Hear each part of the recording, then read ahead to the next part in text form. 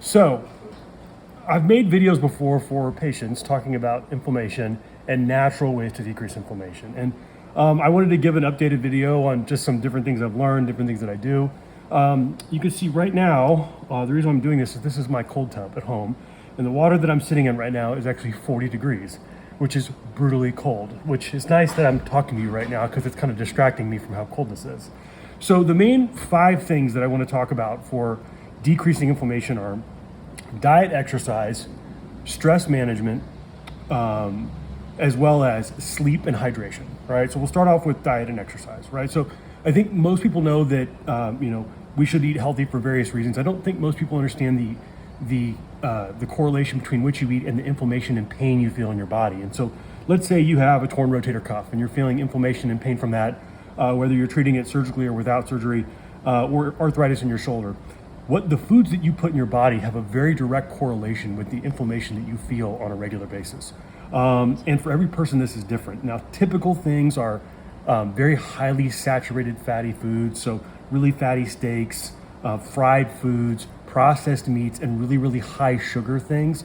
Those tend to spike your inflammation more.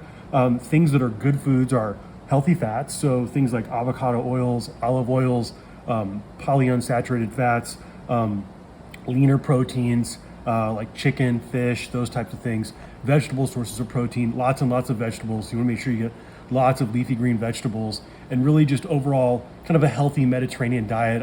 I tend to favor a lower glycemic paleo type diet with lower simple sugars, less carbohydrate, moderate fats, and higher in protein. I think for me, that's what works, and for a lot of people that works, but for every person it's going to be different. But really watch your diet, and how much you eat and when you eat is variable. I've made videos before about fasting because fasting can be very, very effective at decreasing inflammation. For almost a year straight, I ate only 1 meal a day. After doing that, my muscle mass got a little bit lower than I liked, so I've changed that up to where I periodically fast now for maybe like 16 to 18 hours, a couple days a week. But it was hard for me to get enough protein to have as much muscle as I wanted and still eat only 1 meal a day. So that's one of the downsides of eating only 1 meal a day. But you can definitely go 16 hours without food periodically and still get plenty of protein. Or if you really want to crank it all the way up, you can do 1 meal a day, whatever works for you. Most of the data shows that doing 16 hours is really going to give you your maximal benefits for fasting. But there are people that go 4 or 5 days without eating, just having water, and they do that once a quarter because of various health benefits. But fasting can definitely decrease inflammation within your diet. Now talking about exercise, I think everybody knows they should exercise for your heart, for your overall physical health and well-being. Most people don't understand that you should exercise for decreasing inflammation. And the endorphins that are released from exercise are some of the most powerful pain relievers in the world. Plus the levels of the less stress you have, the less pain you feel. Because if you're stressed out all the time, your cortisol levels are higher, you're going to feel more stress. So you should exercise on a regular basis, and it should be vigorous exercise. It should kind of hurt, and not joint hurt, but muscle burning type pain hurt. And when you get to that level where you're physically exhausted, you're drenched in sweat, you're almost always going to feel better than you did before you started. So exercise on a regular basis, and it's got to hurt a little bit. And the hard thing is, people are coming to see us, coming to see me because they have all this pain in their shoulder. And so they don't want to exercise because of that, but it's actually the exact reason why they should exercise is because of the inflammation and their pain they're feeling. So exercise on a regular basis. The next thing is talking about stress levels. You got to watch the stress levels in your life. I think stress gets a bad rap because stress is important. Right now I'm sitting in this tub of ice cold water.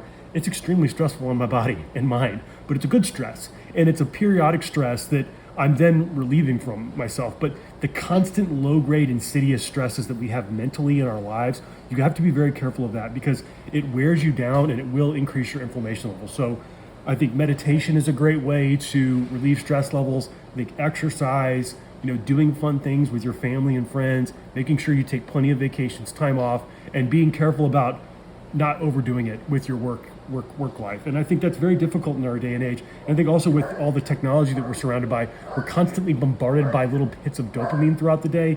When you check your text messages, you check your email, you look at social media, what you're doing is getting little hits of dopamine. And that's how, all these companies, Facebook and Alphabet or Google, how they have become some of the most powerful companies on earth. And I'm not saying they're evil, they're trying to make money, but smartphones and all the technology have really, really kept us so we're on all the time. And so you need to take breaks from your smartphone throughout the day. You need to watch your screen time. And so that leads us into our next stress reliever, or the next topic is sleep. So important for you to sleep deeply every night. And I can't tell you how important it is to make sure you're getting at least 7, hopefully 8 hours of good quality sleep every night. A lot of patients come to see us because they're in pain, so they can't sleep. That's one of the number one reasons why people come to see me for their shoulder, is because it's affecting their sleep at night. So really, really focus on sleep habits. Things that you need to do are turn off your TV, turn off your phone, turn off your computer an hour before bed. Make sure that the space is very, very cold, very, very dark, and that you don't do a lot of, computer type work before you go to bed. Reading a book before bed is a great way to help you fall asleep, or journaling is another thing you can do. And also just having a routine where you go to bed and wake up at a very, very similar time every day. I like to wake up early. I think it's easier to wake up early and go to bed early than it is to go to bed late and wake up later. But you got to figure out whatever works for your life. But you got to get into a regular habit of sleep. And hydration is the last thing. Make sure you're drinking plenty of water throughout the day. Not having enough fluid, you'll stress your kidneys, you'll have more inflammation in your body, you'll just hurt more, and you'll also have more muscle pain, and you'll have a bigger propensity for injury, because the less water you have in your muscles, the less pliable they are, the more prone you are to injury. So, and then again, sitting in this cold tub, you say, why would you get into an ice tub cold of water? Well, it does a million things. One, it causes a massive amount of vasoconstriction across your entire body, which constricts all your blood vessels. But when you come out, there's a massive vasodilation. The other benefit is the parasympathetic nervous system is massively stimulated. So the fight or flight part of your autonomic nervous system is stress. The relaxing part of your nervous system is your parasympathetic nervous system. And when you get in ice cold water like this, your parasympathetic nervous system is really, really stimulated massively.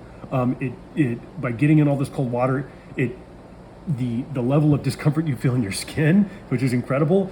When you come out and you warm up slowly, all your aches and pains in your joints will go away massively. And also what you'll see too is if you do it closer to bed, not right before bed, but maybe an hour or two before bed, you will sleep like an angel. It's like taking 800 milligrams of ibuprofen and getting all the inflammation. It's been shown to decrease levels of stress and anxiety and depression, you name it. And I also think that doing sauna therapy is great. So I do this after doing hot yoga, but I probably do it 5 or 6 days a week. Just throughout, either in the mornings or at night before I go to bed. I try to get in the cold tub at least once a day, sometimes twice in the summer. But it's kind of like a good stress, right? Just like exercise is a good stress, fasting is a good stress. Getting in ice cold water for 5 or 10 minutes is very, very good stress. Getting in a really hot sauna is very, very good stress. You just can't overdo it. And when it comes to the cold tub, contraindications of this would be if you have any heart conditions, you need to run this by your primary doctor. If you have any issues with your lungs or with vascular type diseases, you need to run this by your primary doctor. And just in general, if you have any medical conditions whatsoever, you need to run yours by your primary doctor before you do it. And you don't have to start off by doing 40 degrees for 10 minutes like I'm doing right now. What you could do is maybe do like 60 or 65 degrees and do that for 4 or 5 minutes, right? To do it just gently. Or another really simple thing to do is just take a cold shower, right? Just turn the water on ice cold when you get done taking a shower for 30 seconds to a minute, and you'll get many of the same benefits that I'm getting from this. But this is like really, it's like a cold shower times 10, right? Like there's nothing that compares to getting in this. I also think too, just mental toughness, like, making yourself do something that's really uncomfortable that is good for you is just good for you, right? And the hardest part is what I'm gonna do right now, which is dunk my head in this water. So here we go.